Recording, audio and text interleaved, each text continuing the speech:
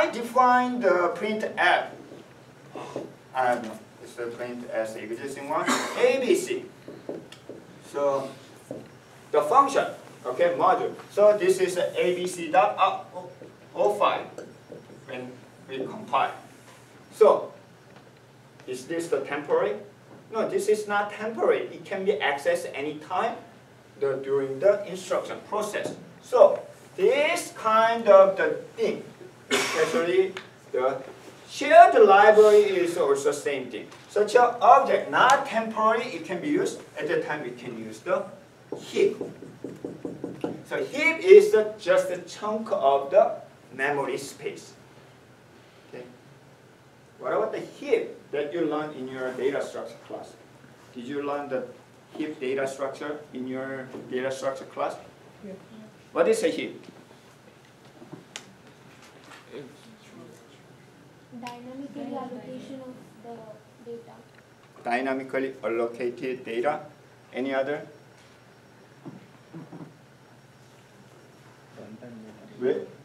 How do you use in your the data CS102 class? How did you use the heap?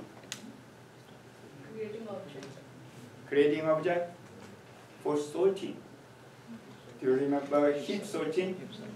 Then heap is data structure, tree data structure. Then 100 or less than 100 behind. Like the 80, 190, and this 80, under 80 or descendant will be less than this node. 70 or 60, like that. This is the heap data structure. Then using this one, we can actually sort the data because this is the highest one among this subtree. However, this is not the same concept of that heap data structure. When we are talking about the heap structure in the process, that is just a chunk of memory.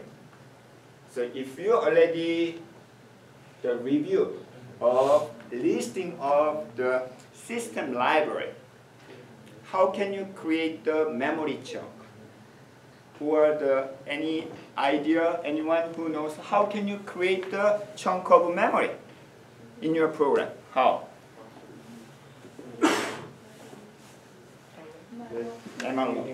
Memory allocation.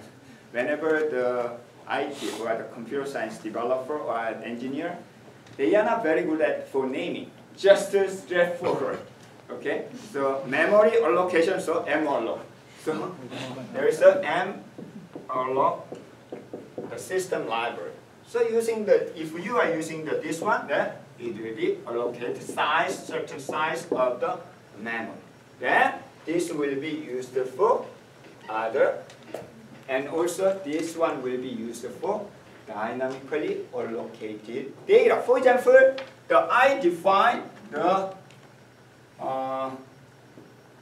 ABC array.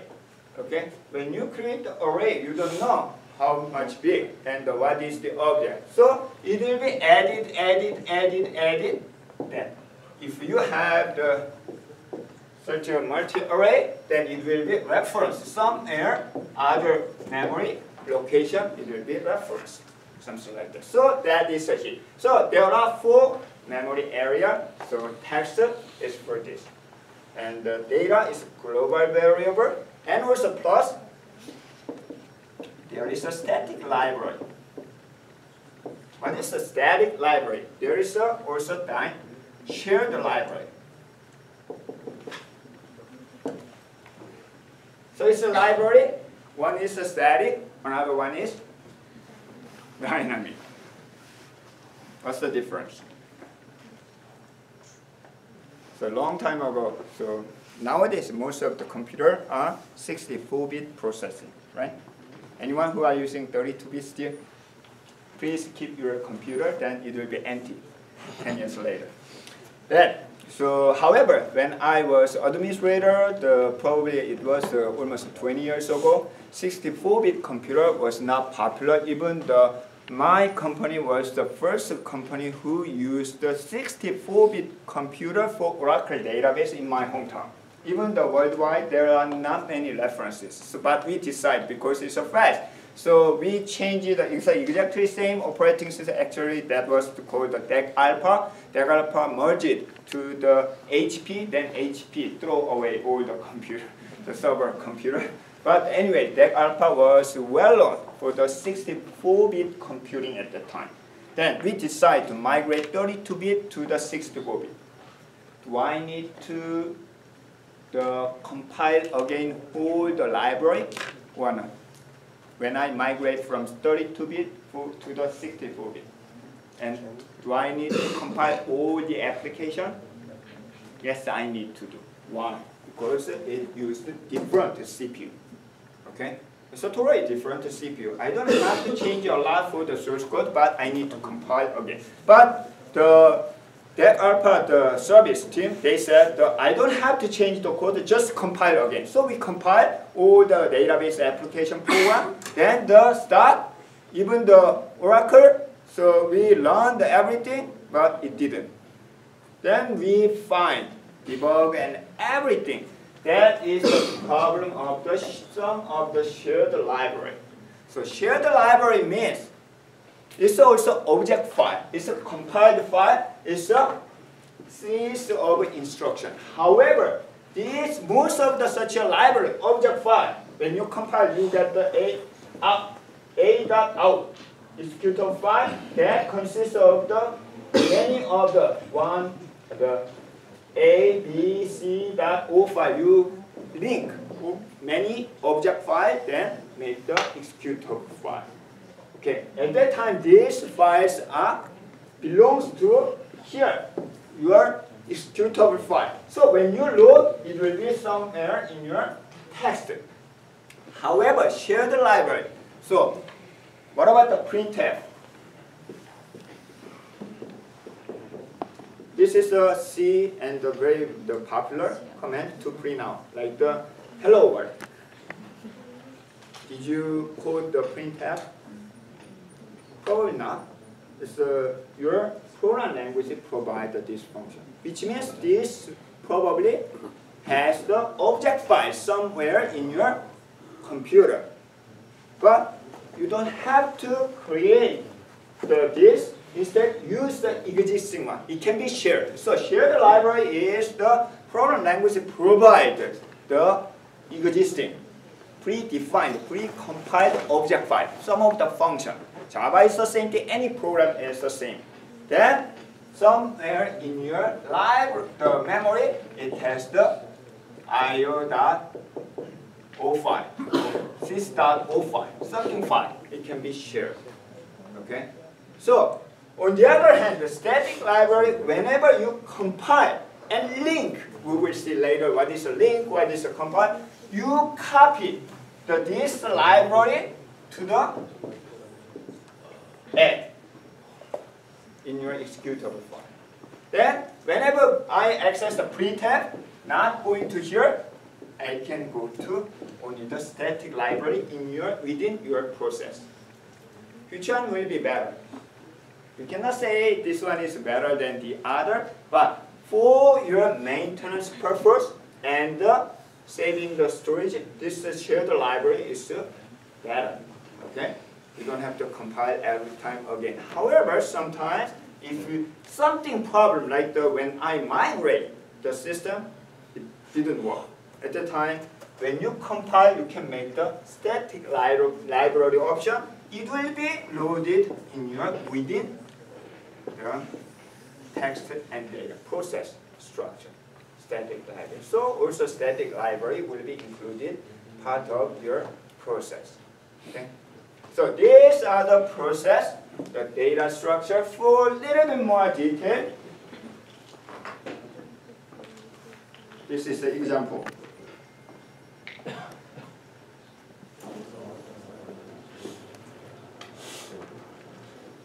So this is the lower address, this is a higher address, this is the x86, the layout, the process data structure using the x86. Okay, you probably used this one, processor, CPU, in your microprocessor class. Okay, IBM. Then this part is the text area. We can copy, load, so up to here. So load your own code object file or any static file that will be loaded into the text area. Then global variable, like you define the global variable integer y, it will be alive until you terminate the process. Okay, because of that, the instructor of your program language do not use a lot of such a global variable because it's a waste of the memory space and so on. Then after that, we have the dynamically allocated area using the malloc. So that is the heap, the process data structure. On the other hand, it's a higher memory to down. It's a temporary, the data structure, which is called the stack. These are the overview of the process data structure. Question: what if to manage the space of the stack, is it easy or difficult? To manage the memory space of the stack, is it easy or difficult? It's very simple. First in and last in, first out. So you can take out only the end of a stack, top of the stack. Okay? Take out, read, take out, and push or pop. That's it. What about this heap area? Is it the sequential? No. You need to know the address. Sometimes you may not know whether this is the used or not. Sometimes you may not know. You just call the library, never been used, but it still occupies the space of your memory. Okay? So how can we address? It's a waste of your memory, and it's not good for your performance of your process. Then how can we manage such a thing? Each program language use garbage collector. Okay? Garbage collector need to check the address of this one and whether it is referenced or not. And the cross check. If not used, or if that is not the part of the current block or so on, then the return for free. Then the variable may use such an area that is a garbage collector. So in the compiler, so most of the last step, you need to implement a garbage collector. Okay, it's not very complicated. Just cross-check it from the memory. Not all the time because it's a waste of your research also. Because you need to read the check and check with your code and so on. If not used and free. But it takes a time from time to time. So, for example, C, you need to. What about the Java? Java also has the GC, garbage collector. But it is not recommended to forcefully run such a garbage collector. It's automatically checked. But if needed, you can run the garbage collector. Then free. Then you sometimes the process for example, my dissertation topic was the kind of video processing. Video is a lot of the images. And each image is a matrix and even RGB. So then when I'm dealing with the 800 by the 600, the pixel and the RGB is a huge memory. So I need to forcefully learn the garbage collector every time. Otherwise, I cannot have enough space from the memory. Something like that. Okay? So that is the process structure. Okay? Then, any questions so far?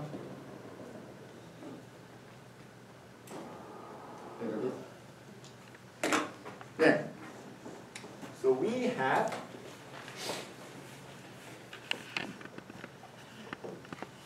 this is a process. By the way, how does the operating system manage? This is just one of the process.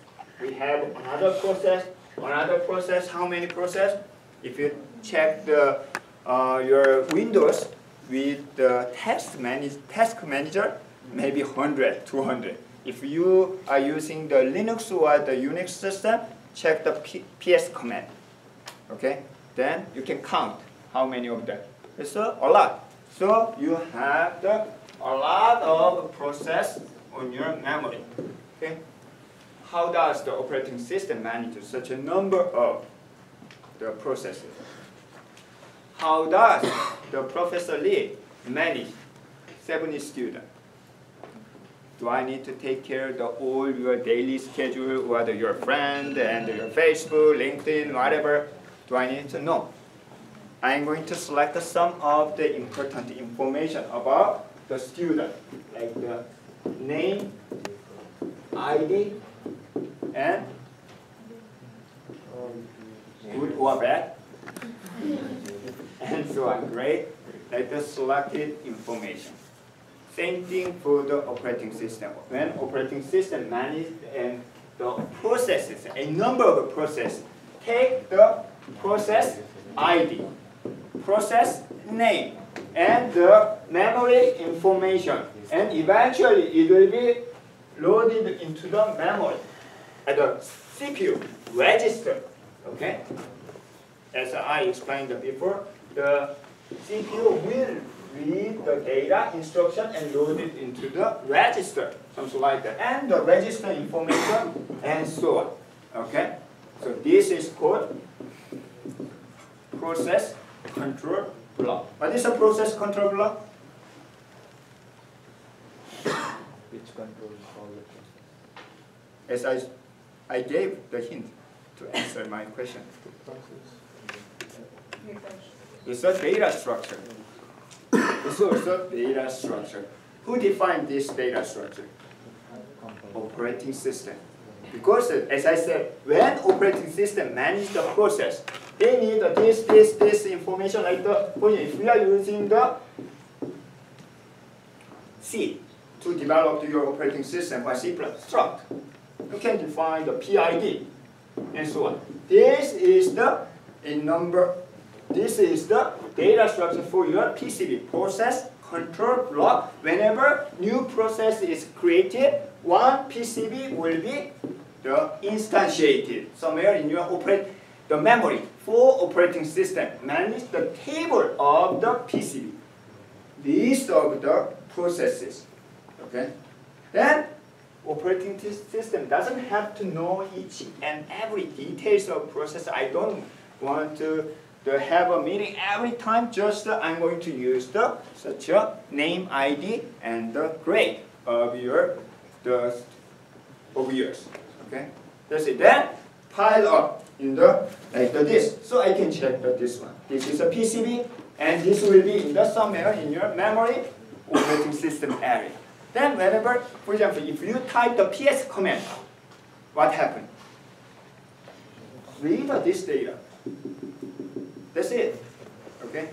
If somebody want to student list, I don't have to ask each and every student. Instead, just give this one. That's the idea of how to manage the processing. Then one of them is the process state, which means so this is kind of a life cycle of the process.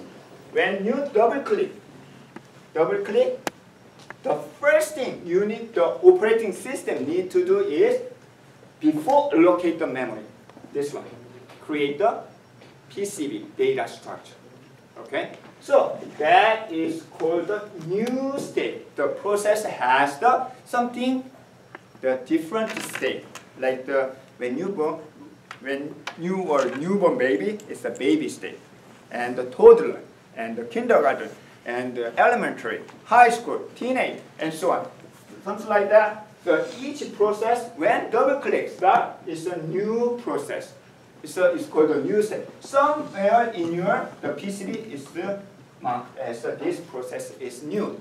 New means it's allocate the PCB, but it's not ready. It's not uploaded yet. Okay, just newly double click what the type. So started that. After that, as I suggest, what happened? We need to find the memory space. Okay? Then load this one into the text area. Okay? Then everything is ready to be run. At that time, the process is changed into the ready state. So this one will be changed as the ready. Has the process ID 11, for example.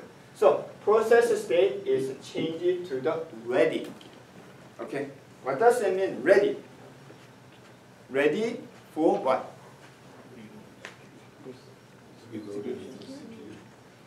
It's already loaded to the memory. Then next, as he answered, load it into, selected by the CPU. So CPU will read. So CPU cannot read the instruction before ready. Okay? It's not ready yet. It's a new process. New process does not mean it will be executed by the CPU. So once you are ready, okay, it will be. Problem? How many are ready? You are ready. So I register the course, so I'm ready to meet the Professor Lee for advising, but there are a lot of such a student. You need to wait outside. Best way? First come, first serve. In terms of data structure, queue. You need to use the queue. Sometimes in our daily life, so we are using such a data structure a lot. So ready, but there are a lot, so we are using queue data structure to manage a number of ready the process. So it's called the ready queue. So this stage is the ready. Then, if we are lucky, it will be selected. First come, first serve. Not always a first come, first serve, because I like him, because even though he's way behind, I will select priority. Right? No? You don't agree? It's a first come, first serve always? So, or if there are students who are urgent to register, I need to, registrar office will be closed, I need only signature. Then at that time, sometimes I can give the prior. So, depending on how to select, but we don't discuss right now. Instead, that will be discussed in the scheduling, chapter 5, how to select the process. From the number of processes in a queue, how to select. No matter what method we use, we select one of them, then that will be running state. Okay? Run. This will be changed as a run. How many? How many running? Only one per CPU or core. Okay, if you have the dual core, if you have the dual CPU, it may be different to 3. But in this case, so only one core, one single core, single CPU. So it's a running state. Okay. Then, if all instructions are done, it will be terminate. End of line. That's it. So it's your line. So you are in here, or still ready? Here? Forcefully, some operating system can forcefully terminate. I can forcefully terminate the line. Anyway, but problem is, so how many processes are running state? Only one process. So if I use all the mind office hour time only for him, it's not fair. So you are waiting outside. Even I come first, but he spent all my time. It's not fair. So same thing. So from time to time, for example, he asked I have the prerequisite of this one. I do not know your prerequisite. So I need to find the student file from the department. So I need to go to the Jacqueline, she will find. During that time, do I need to wait until Jacqueline returned all his file? Yes, I can do that. Then I can sleep. But it's a waste of my time and waste of student time. So you can momentarily go out wait. Okay, you can wait. Wait for what? I/O, especially I/O in case there are. We can classify any instruction by two. One is computation, CPU, calculation. Another one is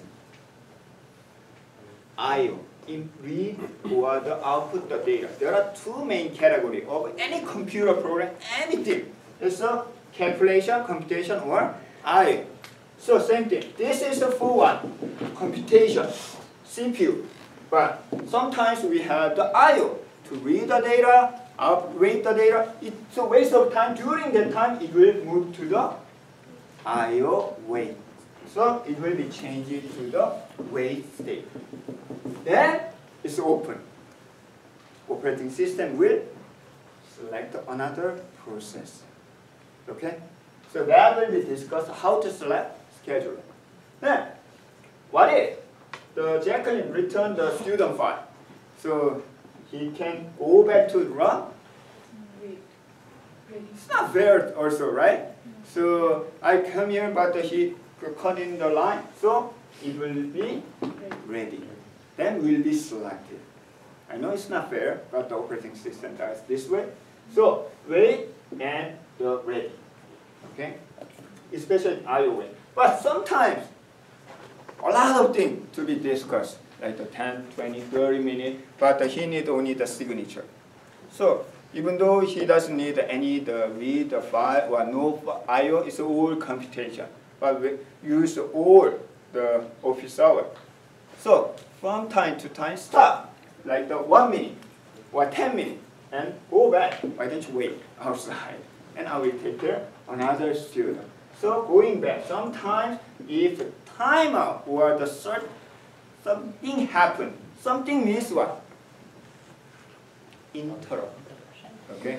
So do you remember the interrupt, the operating system nowadays? Or raise your hand and stop. Interrupt my lecture. So if operating system is interrupt, then go back to current one, select the next one. Okay? So this is the 5 basic states. These are the general the process state. Plus, depending on operating system, it's more details. But this is the general case. Then, this part, we need the scheduler. Or sometimes it's called the dispatch. Dispatch means it's deployed. So we need to find the process that will be used for this one. Then, I/O wait. So during the I/O, you don't have to wait until that time. Then, because this is a CPU. We cannot stretch out the CPU time. We cannot change it. That's the time. Instead, we should maximize the utilization of the CPU all the time. All the time. But to be fair with the multiple process, we need to slice, time slice, and assign this, and 100% utilization. Is good for operating system? 100% utilization is the best idea, right? But if I speak the whole 10 hours, I'll be exhausted. Then I cannot take. From time to time, I take a rest. Okay, and also I have something other job to reply the email. Operating system is more serious. Only in case it's the something problem. It's 100%, like the infinity loop. Why? Because this is not the only process that the operating system need to take care of. But operating system itself has a lot of things, right? As we discussed, operating system need to the resource allocation, coordinate, and the swap, whatever the schedule. So there are a lot. Even for example, the schedule.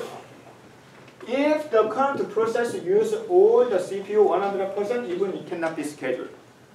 Okay. So because of that, CPU time usually 100% is not the best choice. Need something behind that. And also, do you remember that the computer system is a dual mode? One is User mode. user, Kernel. another one is Kernel. kernel mode. So for example, in your application, there are some system library, okay? Letter 4, or something to create process. This part will be used kernel mode. The other algorithm, like the for loop or other, the data, the variable allocation, it will be user mode. Also, CPU should be balanced for each. If we use all the CPU resources for user mode, some of the system library will not be processed. Vice versa. If we use all the CPU resources, it should be balanced. Okay? How much balance?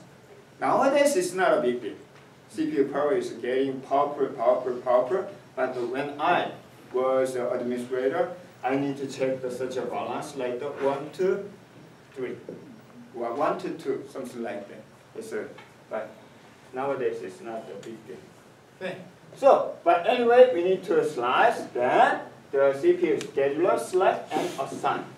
That is the time slot to the CPU and the process. Why? Go back to the purpose, objective of operating system. Coordinate. Okay, that is the main thing. And maximize the resource utilization. And also we need to be fair for the whole process. Fair does not mean the systemically the divide by n. No. Sometimes it's very important for me, for school.